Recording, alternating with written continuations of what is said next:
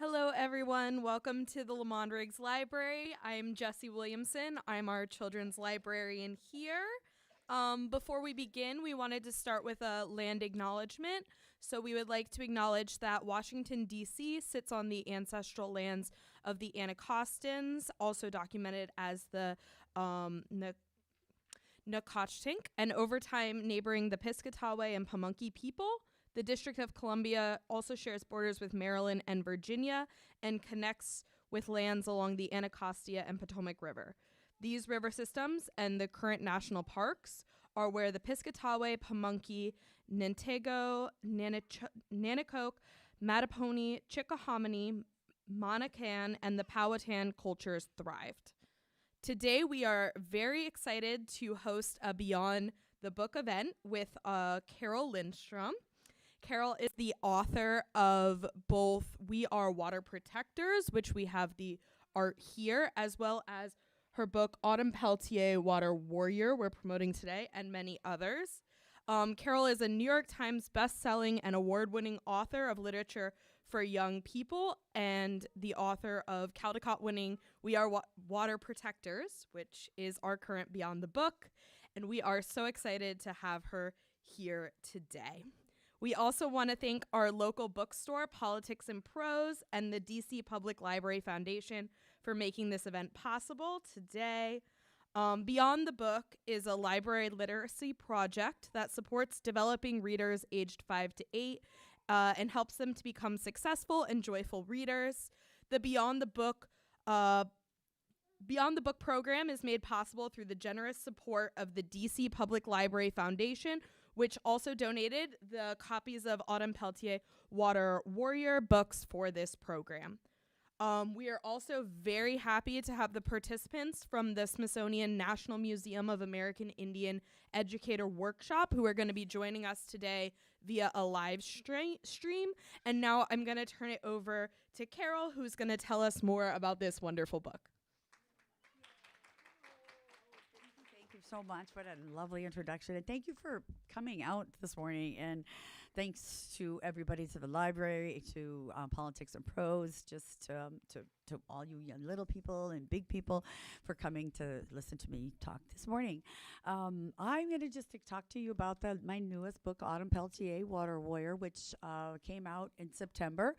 And excuse me, also I'll read the book, and I'm going to talk to you about the artwork because young people are always interested in the art as well, since I did not actually do the artwork, right? I'm the author. So I just wrote the words. I don't do the illustrations. I just do the words, just the text. And I'll take questions too if you have them. So first of all, I know that there's probably many of you that in here that speak more than one language, probably two or maybe even more. Yes, cool. So I am going to teach you another new word today. It's hello in Anishinaabe, which is boujou. So boujou is hello. Boujou. Boujou is hello in Ojibwe or Anishinaabe. So I'm going to talk a bit about myself. Let me take this off of here. So there we go. Okay, so as I said, I am Anishinaabe. So that means original people. I am, to be more specific, I am Ojibwe and Métis. I'm a citizen of the Turtle Mountain Band of Ojibwe, which is one of the 574 federally recognized tribes. There are there's over 1,000 tribes in the U.S. And what is the U.S. that are not federally recognized? Turtle Mountain is one of the 574 federally recognized tribes. And my tribal homelands are in Turtle Mountain or Belcourt, North Dakota. This is a tribal, our tribal flag. I don't know if you can see. Anyway, you see it there in the middle. And we are known as the floral beadwork people. So the florals that go around the flag, those would be done in beadwork, something to decorate our clothing. So that is our flag. All tribal nations have their own flags because we're all sovereign nations. So all native indigenous turtle tribes in the U.S. have their own tribal flags. That's my seal. There's me with my tribal chairman. We also have our own tribal governments. So that's my tribal chairman over here. and some of my tribal chair people. Because I live here in the DC area, and I'm able to go to the National Mall when there's marches and that kind of thing, I try to make it down there anytime I can. This was Indigenous Peoples Day, I think, in 2019. So I was able to meet my chairman and some of the tribal chair people there. That was really, because my homelands are in North Dakota, which is kind of far for me. I don't get back there very often. So it was wonderful to be able to meet him in person. And we do talk quite a bit, socially and media and so forth. But here is me dating myself with my typewriter. But like many of you young people here, probably that I can see love books, right? I see that a lot of you have books in your hands. So that tells me that you love to read. I did too.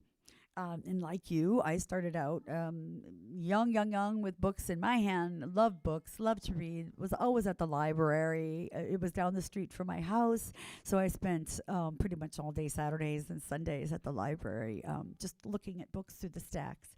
And I got my typewriter for Christmas, and I was the happiest day. One of my favorite presents was my typewriter because I just typed everything. I typed old books that were already in print.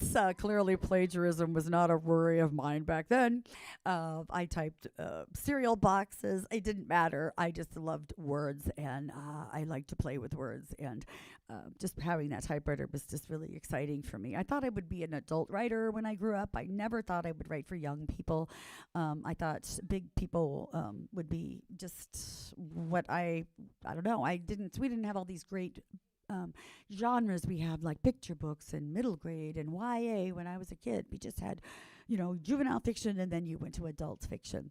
So I did not know until I had my son that I would write for little people. This is are my tribal homelands, as I said, in North Dakota. Here's North Dakota. Turtle Mountain is right here up in Belcourt, North Dakota. And then there's several others in the dark. As you see, there's a few other reservations in North Dakota. So there's Fort Berthold, Standing Rock, Sisseton, Wahpeton, and Spirit Lake. But over here it says Trenton Indian Service Area. That's actually where my mother was born and raised. It was called a satellite reservation. So it was part of the Turtle Mountains, but it was over here by Williston, North Dakota.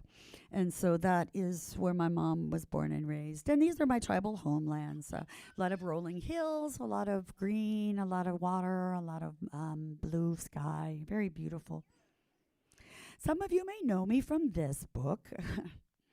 But these are some other books that I've written. As you know, Autumn Peltier Waterwire just came out September 19th. My Powerful Hair came out in March of this year, so I had 2 books this year. Of course, We Are Water Protectors came out in 2020. And my very, very first book was called Girls Dance, Boys Fiddle, which came out in 2013. So long ago. It was a tiny, tiny publisher out of Canada that I published with then, and I had thought, I finally made it, I was so excited.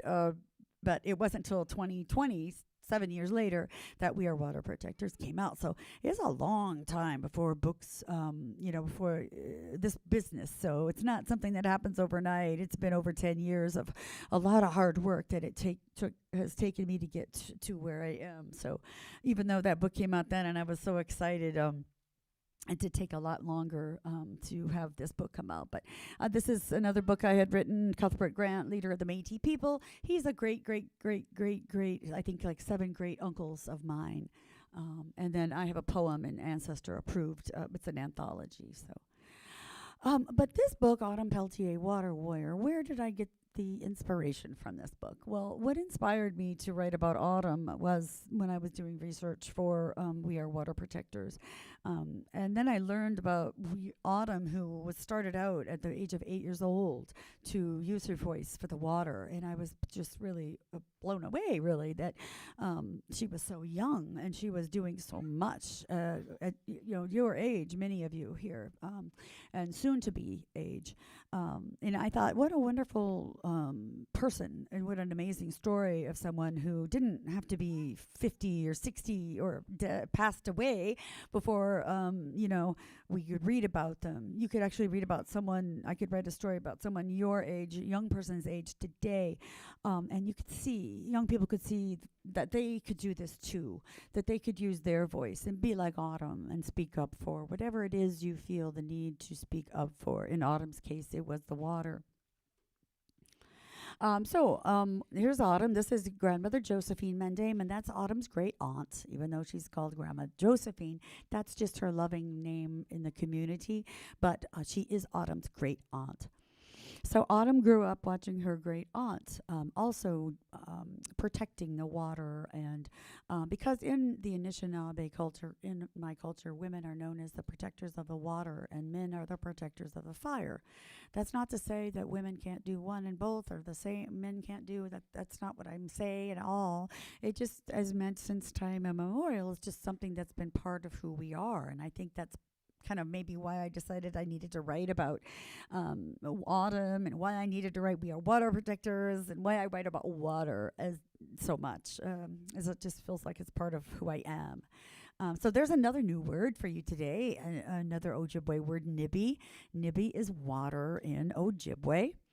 And so, I just thought Autumn was an amazing young person. She's 18, I think, or 19 now, so she's going to college. But, she's still got a lot of more books ahead, I'm sure, because I foresee her doing a lot more big things. But Autumn and her great aunt, grandmother Josephine, are Anishinaabe like me. Thank you. They're from Wickwemcong First Nation, which is on Manitoulin Island. And here is Manitoulin Island here. It's right in the middle of Lake Huron, right, surrounded by the Great Lakes, Lake Huron, the Great Lake, in northern Ontario. And this little bit at the end here is Wickwemcong First Nation. That's where Autumn and Grandma Josephine come from. So you can see by all the water surrounding them that water was very important to them, and it was a very big part of their life.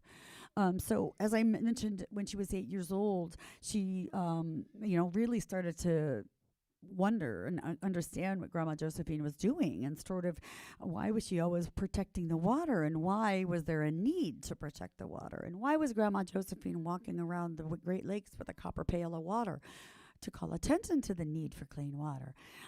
So she learned that there were many First Nations that had no access to safe drinking water. That meant that the water that, there was no water that came out of the tap. You just couldn't drink it. It was not drinkable. Some of it's not even boilable to boil out chemicals and the pollutants in the water. It had to be brought in trucks, in containers like these. And so that water you got was all you had to last you for however long you got another supply. So maybe another week. So you can see that water would be to cook with, and to bathe with, and to wash with, and to drink with, and everything, brush your teeth. So water was very, very precious. And even coming from somewhere where you're surrounded by the Great Lakes, where water should be just a no-brainer to be, always available, it is not for many First Nations. So that's when Autumn's, learned about the sacredness of water and decided she needed to use her voice. As I mentioned, Grandma Josephine, she was the original water walker. She started an organization called Mother Earth Water Walk, and she walked around the entire perimeter of the Great Lakes with a copper pail filled with clean water, and her ceremonial staff, to show people, they would see this lady, elder, walking around, wondering what she's doing. And when they found out, that's basically what she was trying to do, is draw awareness and bring awareness to the fact that not everybody has clean drinking water. So that's what Grandma Josephine did, and that's what Autumn watched. And when she was 12 years old, she presented a ceremonial copper bowl to the Canadian Prime Minister, Justin Trudeau, and told him that she was very unhappy with the choices that he's making. And she was told, when she presented him this bowl at this young age, she's only in 7th grade, that she's not to speak to the Prime Minister, just to hand him the bowl, and that's it. But Autumn being Autumn, and just feeling this overwhelming need to use her voice, spoke those words to him. And I just have a lot of respect for that because, you know, she's not thinking of herself. She's thinking of all of us, all of the people that don't have access to clean water. She's just trying to use her voice to make it known that we see what's going on. When she was 13, she received the Governor General of Canada's Sovereign's Medal for volunteers. So I always tell kids, like, geez, look, at 14, she addressed the United Nations General Assembly. So she's in 8th grade addressing the United Nations. A young person at this age speaking to leaders from all over the world about the importance of clean water. I say, like, if she can do this, you can do this. And well, you can do that for whatever it is that is your calling to speak about, whatever it is you feel the need to speak for, like I do. I feel the need to speak for water. I feel the need to speak for the planet, the birds and the humming, you know, the plants and everything that isn't able to speak for itself. And then Autumn was also nominated for the International Children's Peace Prize in 2017, 18, 19, and 22. So very many things she's done at a very young age. She is also the Chief Water Commissioner of the Anishinaabe Nation. I do like to show this map, too, that just shows that as of November 2021, there are still 99 drinking water advisories in Canada for First Nations peoples. That means that they have to boil their water or have water brought in, that they do not have access to clean water. Some of these nations in the red here have been under boil water advisories for over 20 years. So, as I said, she was appointed the Chief Water Commissioner for the Anishinaabe Nation, the same position Grandma Josephine held at the age of 14.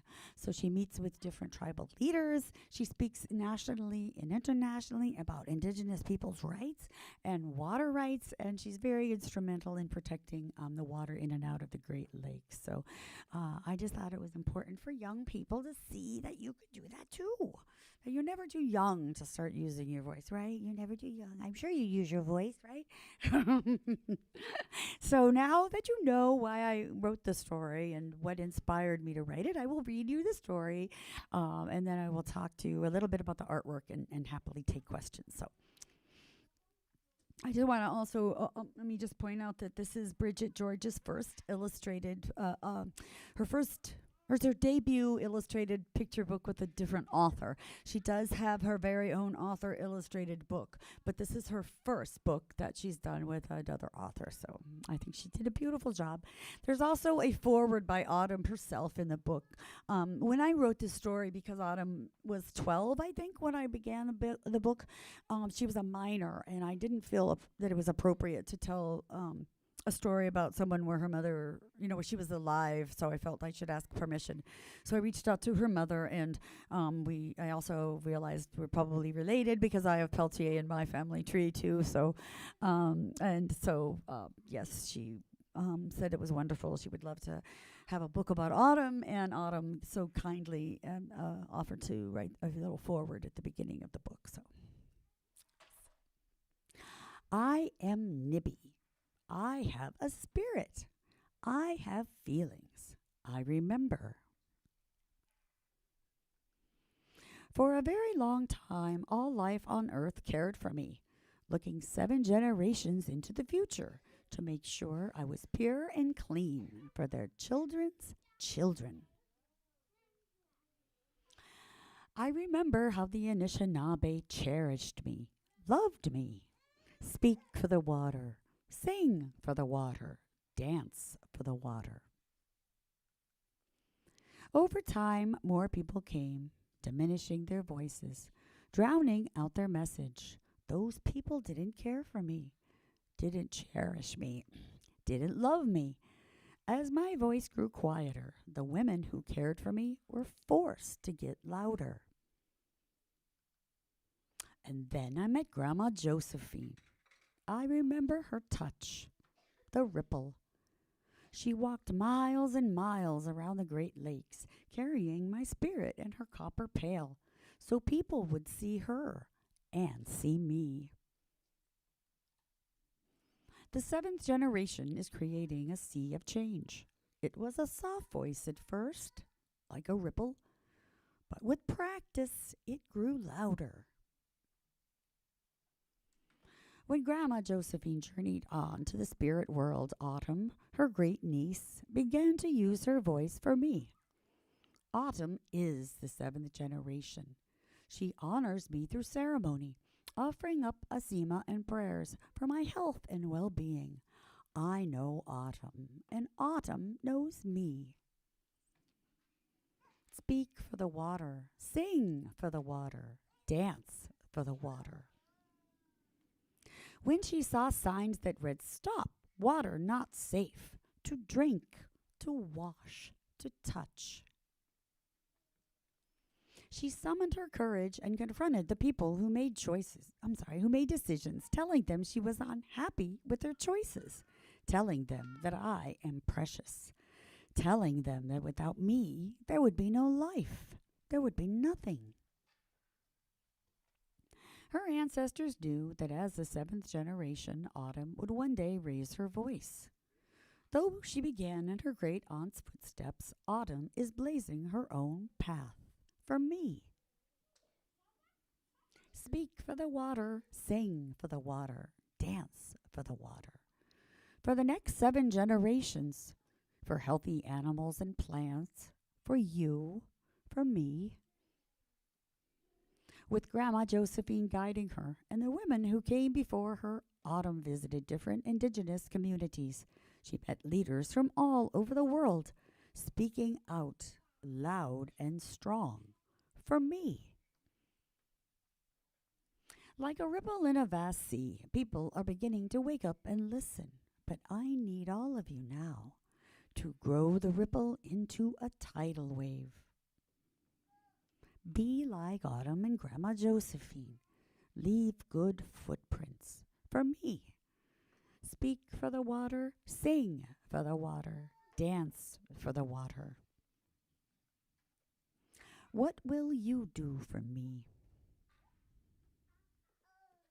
I will not bore you with this stuff, but I will talk a little bit about the artwork because this is Bridget George, the illustrator. This is her tools, the trade. This is what she works with, these Apple iPad and Apple Pencil, Procreate, and just sketchbooks, pencils, crayons. This is how she begins the process of making art. She starts the same way I begin the process of research when I do a book. We all start with research of whatever the subject is we're looking at. So she'll start looking at the characters and whatever the manuscript is about. She'll read the manuscript and start making notes, try to figure out who these people are and what the story is. Then she does what we call thumbnails, which is this really sketchy sketch, which is just really shapes on a page to kind of get an idea to show the art department. Because at this point, I've moved on now. I've written the book, and my job is the manuscript, and I've written it. And so I'm already moved on to other books. I'm writing new things, but the illustrator now is starting the work of the illustrations, and that takes a year sometimes, depending on how long. If sometimes we have to wait for the illustrator if we want a certain illustrator to do the job. So this is showing you an example of what the process that they even go through here. So Bridget, this image here was this image to begin with. So it shows the young person, shows Autumn really looking away from the page. And the art department was like, no, I think we should have her looking at the reader. So here's the next level where she took it to, and this is where she'll start doing things in the iPad and working digitally. I don't know if you've heard of Procreate, but if you haven't, and you have kids that love software or like to do graphic design, it's a really amazing software program, and it's like $13 for the year or for the life. It's so amazing, and that's how Bridget does her artwork. That's what she's doing right here, is working in Procreate. So you have all these different brushes, different colors, textures, all kinds of markers and pencils and crayons and everything you can play with. And really, that's how most books, or a lot of books, are done today. My book, My Powerful Hair, that came out in March. Steph Littlebird was the illustrator. The entire book was done in Procreate. So that's what we'll. But because it's accessible, it's easy to work with, and it's fun. I like to just sometimes I'll scan just a picture and play with it myself when I'm supposed to be writing. Anyway, so then she will, after all this is done and they decide the details are looking good, then the next step is for the color to be added. So this is how a thumbnail looks when Bridget is, or the illustrator, whoever it is doing the artwork. So they just have a page. The book is open on the left side and the right side. So she cannot, or they, or whoever's the illustrator, cannot go in the margin. You have to keep things out of there, and also have to keep things out of what we call the gutter. You can't put anything in the gutter, because the gutter, when you open the book, there's that funny little bump there, and if there's a face there or any kind of thing with detail, it gets lost in the gutter. So you could do things like line work and things that go from page to page like that if there's no detail, but you don't want to put faces and things close to that place or in it, because it'll distort them. So this is that image right here. This is how she started this. It began as showing she's got Autumn here, and she's got all the animals sort of behind her like she's protecting them. But here they decided, no, we don't really like that much. Can we try to make it look so that Autumn is offering water to the deer? So then that's kind of how you see how things change, right? It started out, it didn't stay the same. It changed like everything does, right? Just like my writing always changes. It never stays the same. I have to make many, many changes and revisions throughout my process. And then this is how it looks at the end when she adds the color.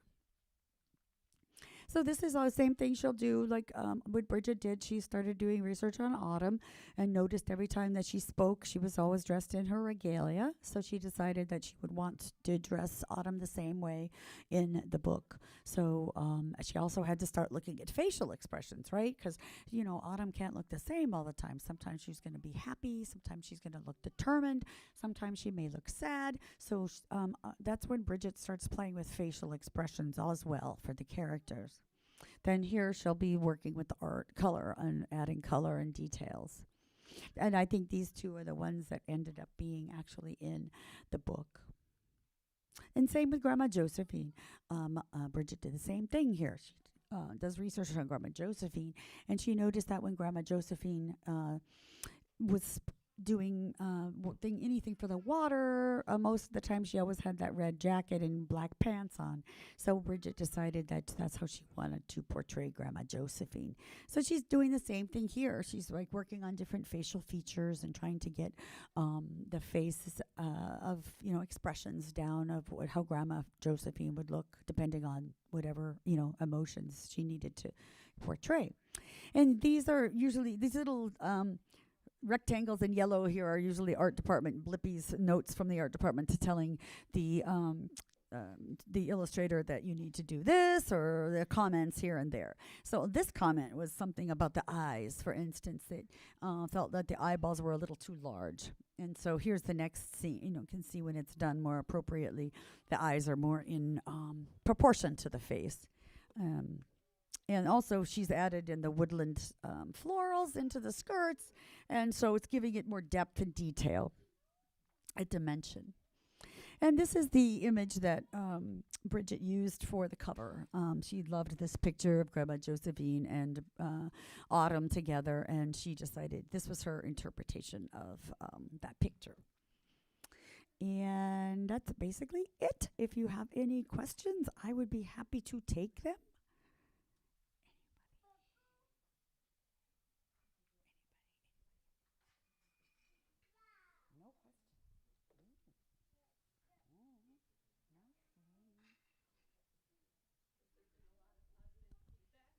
Oh yeah. I've been the book came out in September, so I've been on. I had a book tour. It was 2 weeks, and the school. I've been in many schools, and just the kids are they get it. It's the big people that just don't. Yeah. Oh yeah. We are water. Because clearly we Native people are the only people that drink water. So I don't know what you guys drink, but we drink, Isn't that insane? You're going to, in Michigan, mind you. We're Flint, Michigan, yeah. There's a band there, so yeah. All the books that have messages that have, you know, that are truthful. You always have these comments of, well, but the kids are going to be hurt. No, they're not. It's the big people that are hurt. The children, they get it. They understand equity and a sense of fairness. And they're just like, well, how come they don't have what I have? And if not, why?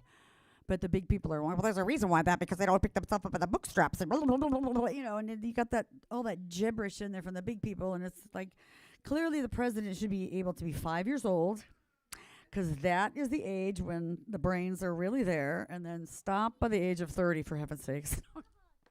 No, but yes, it's not easy. It's easy to talk about this stuff. Yeah, so many young Native activists and just other cultural, not just Native, but youth. Obviously, Greta, is who everybody knows, Greta Thunberg. But there's a lot of young people. Like my son is 16, and they get it. They're like, you guys really messed up the world. I'm like, don't talk to me. I'm trying to fix it. Talk to those. Yes, they did. You probably noticed in the book, I always mentioned 7 generations that. Autumn is the 7th generation. As a Native people, we always look at 7 generations. Like, how does what I do today affect my children's children's children's children's children's children's children? Because if you look at the world that way, why would you ever want the world to go die? Why would you ever want to end it? Because you have to keep it here for your children's children's children's children's children. It doesn't make sense to me. If you have that mindset, you automatically want this world to continue to be a good place for them. Otherwise, why are we having them if we don't want them to inherit a beautiful place with water? I mean, lakes are drying up now, and this is like the fact that we could run out of water. It is feasible in our lifetime. It is happening in other countries, and why couldn't it happen here? Lake Mead and some of these other places, It's like, this is young people today. They just have a sense of urgency, I feel, which is very, but not scared sense of urgency. They have a sense of, we got to fix this. Their mind focus is so much more not where mine was when I was a kid. I was just like, what's on TV? Is Happy Days on tonight? Something, now they're just like so aware of what they have inherited and what generations in the past have done. Because I think what a wake-up sign kind of to me was COVID, and when you see the land sort of taking itself back, things were coming back, and it's like, it's clearly, that's also what we do as Native people is you need to give to get. So if you're taking, we can't just keep taking and taking and taking without giving something in return. And I think that's why I say we offer up a SEMA. A SEMA is tobacco. That's one of our 4 medicines. So if we're going to take something, say we forage, or we're going to do wild ricing, and we always offer up tobacco first, and say, this is our gift, just something to show that I must give something to get back. I feel young people getting it so much more so than, that's why I love to write for young people, because they just so get it. They're not encumbered by all these other things like money and, we can't make this happen and this can't be. Yes, it can. It can be. It can be.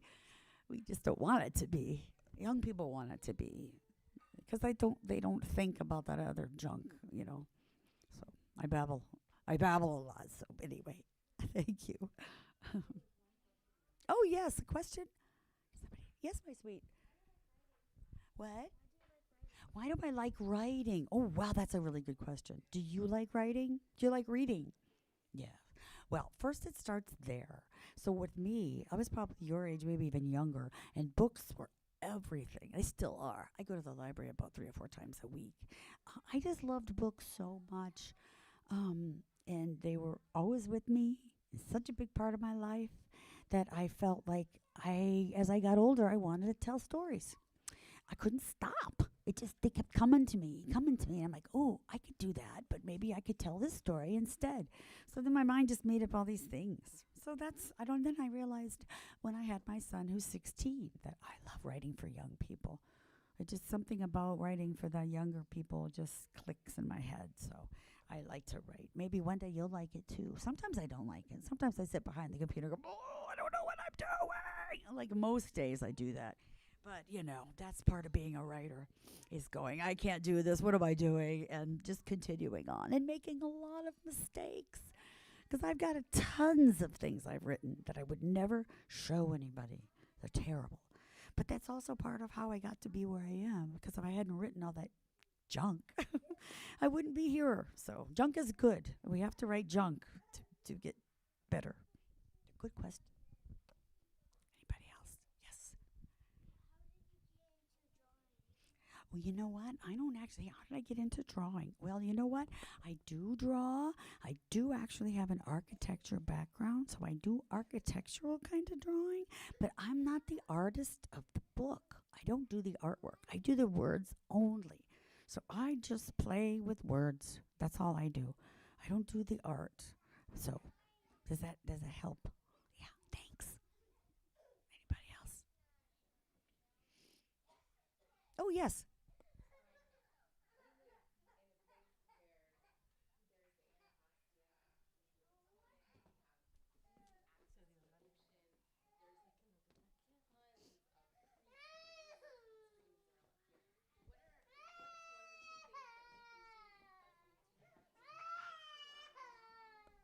Well, that's a good question. What can you do?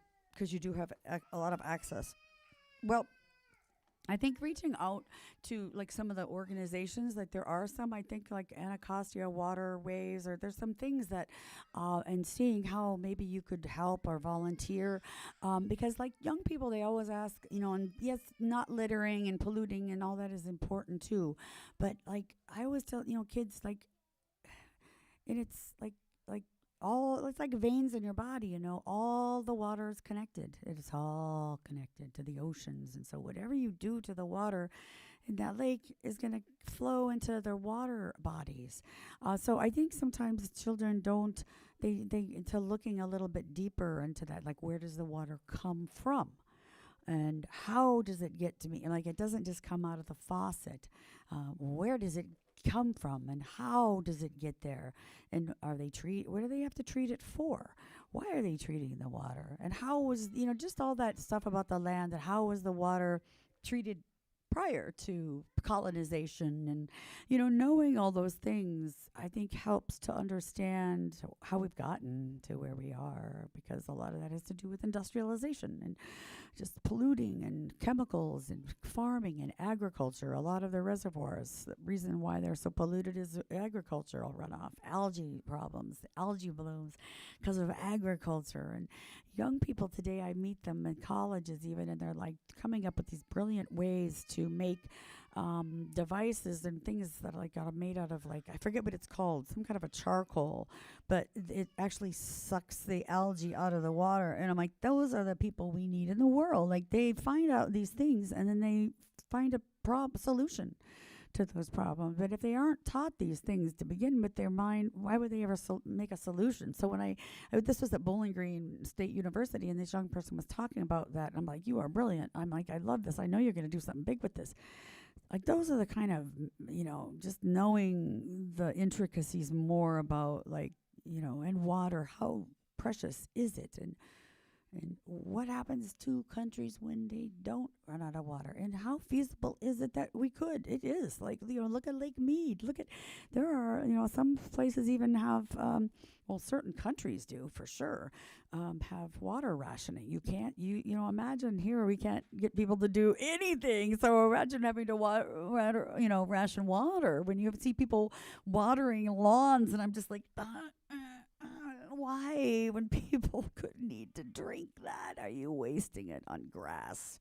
So just kind of understanding more about, I think, and even the preciousness of water, and that it is a finite resource, that it isn't always going to be here. We can't just desalinate the ocean and drink that water. Good luck with that. Then what? There's animals that also exist here. They must depend on the water too. They live here. We can't just take their homes from them too, because it's not always about us. It's also about the other living relatives that we have to honor, which is the swimming ones, the crawling ones, all of them that need the water to live, because they deserve their homes too. Yes, someone had a question over here. Yes.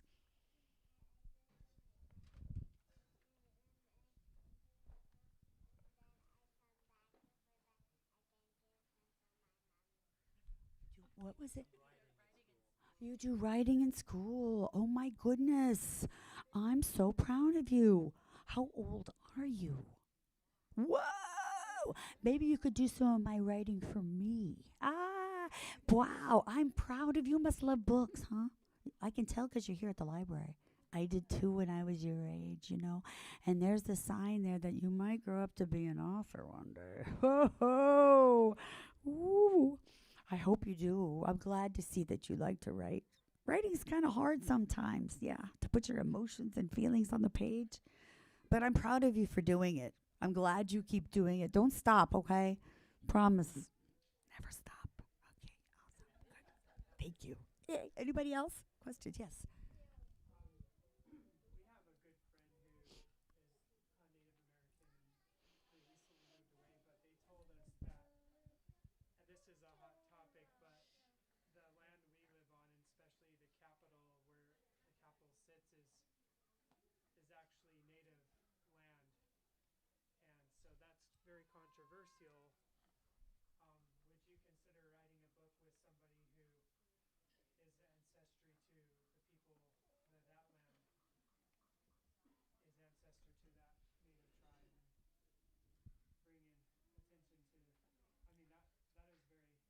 Well, they're Native American, right? So all to be, you know,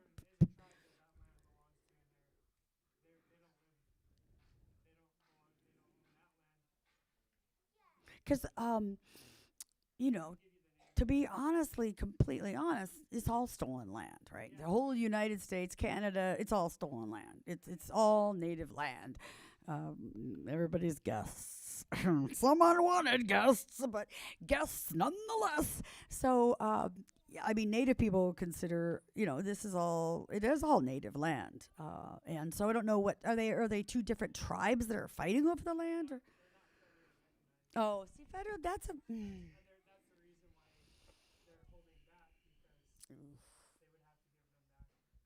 federally recognized, state recognized stuff is really, really tough because I don't like to get involved in that because I don't feel like anybody has the right to tell anybody, you know, whoever was the original inhabitants of that land, obviously. But then, you know, we see what happened with colonization and the Trail of Tears. Every every tribe has a Trail of Tears story. My tribe has a Trail of Tears. It's just a different, you know, we were always come here for the government rations since we've moved you to a reservation in the middle of winter, walk 500 miles, and then we're not there to give you any rations. The idea is that you walk in the frozen land and die. We hope you do on the way to get the rations, which are never going to be given to you anyway. So this is the horrible story. Like most people don't know, though, of course, the history of this country because most of the stuff was stopped talking about in education after 1900.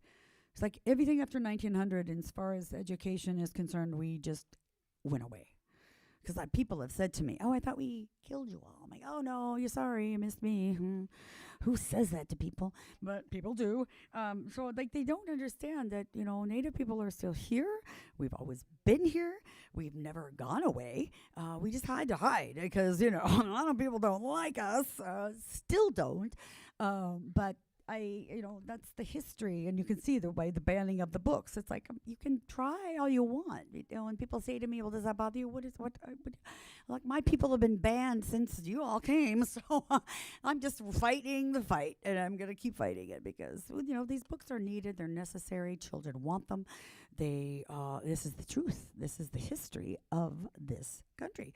And I mean, if people can't handle it, I'm sorry, but these are facts. Kids do not have a problem understanding it. They all get it. They know that this is the truth because that's what it is. It's the big people, I guess, that have the problem. Yes.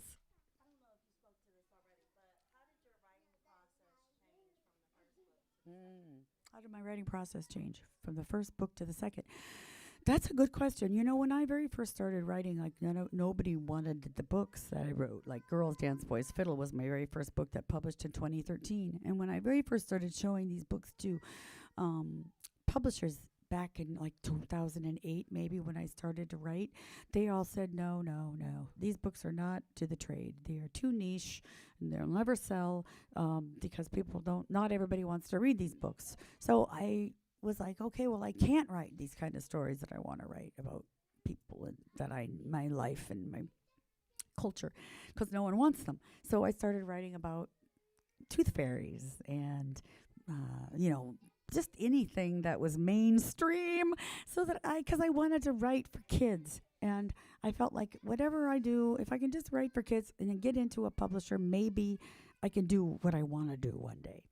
And so then when I got published with that first book, it was a tiny publisher out of Canada, Pemmican Publishing, and that was like, I thought finally I'd made it. But of course, that was I think the book now is on Amazon because it is discontinued. You can't buy it. It's for sale on Amazon for $800.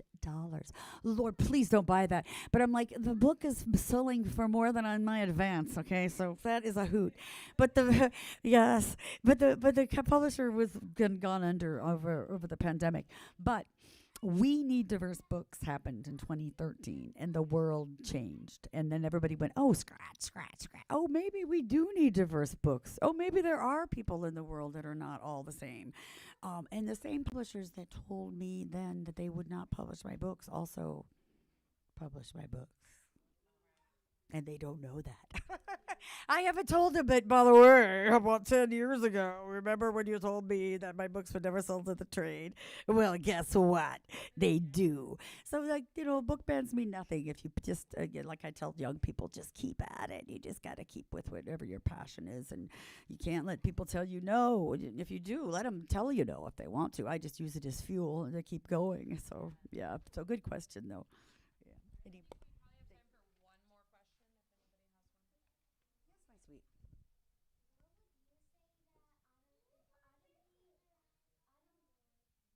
Peltier. Ooh, that's a good question. If Autumn Peltier read this book, what do I think she would say? Well, I think first of all, she would love the artwork, right? I think the artwork is so beautiful, don't you think? Yeah. So, I didn't do the artwork, so I can say that because I think she did a beautiful job. But I think she would probably be honored. Wouldn't you? Would you be honored to have a book written? Me too. So I think she would be very proud, very honored, and happy that there's a book out in the world about her that talks about all the accomplishments that she made at a young age, right? Because I think sometimes young people, we forget that young people can do big things too, and that you don't have to be an older person to do that. So I think it's important, and I think she would be proud of that, and she would tell you that you could do anything you wanted to. So that's a great question. But thank you. Thank you, everybody, so much for your time and coming and letting me babble. I'm a babbler, so I think I'm signing books afterwards. Yeah, something. No, you're completely fine. Thank you so much, Carole. This has been wonderful. Thank you for sharing Autumn Peltier, Water Warrior, with us. Yes, Carole's going to be signing some of the books, and we want to thank the Public Library Foundation for buying the giveaway books and supporting this program. So there are books for the families who are here today, and you can come up and talk to Carole and have book signing.